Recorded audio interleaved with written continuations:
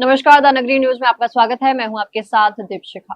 राजस्थान की जोजरी नदी को लेकर सुप्रीम कोर्ट ने ऐसा सख्त कदम उठाया है जिसका सीधा असर नदी के आसपास होने वाली निर्माण और विकास गतिविधियों पर पड़ेगा।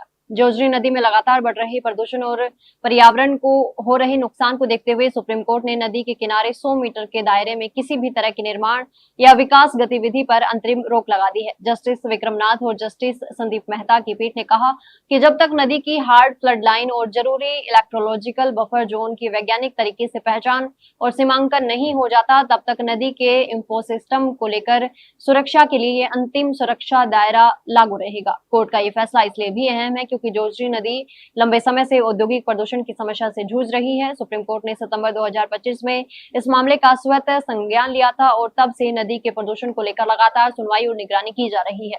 कोर्ट ने इससे पहले ये भी साफ कर दिया था कि ट्रीटेड पानी की एक बूंद भी जोजरी नदी में नहीं आनी चाहिए। साथ ही नदी के किनारे अतिक्रमण हटाने और नदी क्षेत्र की पहचान व मार्किंग करने जैसे कदम उठाने के निर्देश दिए गए थे। अब बात करते हैं उस रिपोर्ट की जिसने जोजरी नदी की स्थिति को लेकर चिंता और बढ़ा दी है। सुप्रीम कोर्ट की ओर से गठित विशेषज्ञ समिति ने अपनी हालिया रिपोर्ट में बताया कि जोजरी नदी के कई हिस्सों में अभी भी तेज दुर्गंध आ रही है और पानी अत्यधिक अम्लीय पाया गया है। समिति के मुताबिक सिर्फ नदी की सफाई कर देना समस्या का स्थायी समाधान नहीं, जब तक नदी में प्रदूषण पहुंचाने वाली सभी वैध और अवैध अपशिष्ट निकासी बिंदुओं को पहचान कर उसे बंद या नियंत्रित नहीं किया जाता, तब तक प्रदूषण पूरी तरह से खत्म नहीं होगा। यानी सुप्रीम कोर्ट का संदेश साफ है कि नदी की सुरक्षा के साथ कोई समझौता नहीं होगा। फिलहाल 100 मीटर के दायरे में निर्माण पर रोक के साथ नदी के इकोसिस्टम को सुरक्षित रखने के लिए जरूरी कदम उठाए जाएंगे।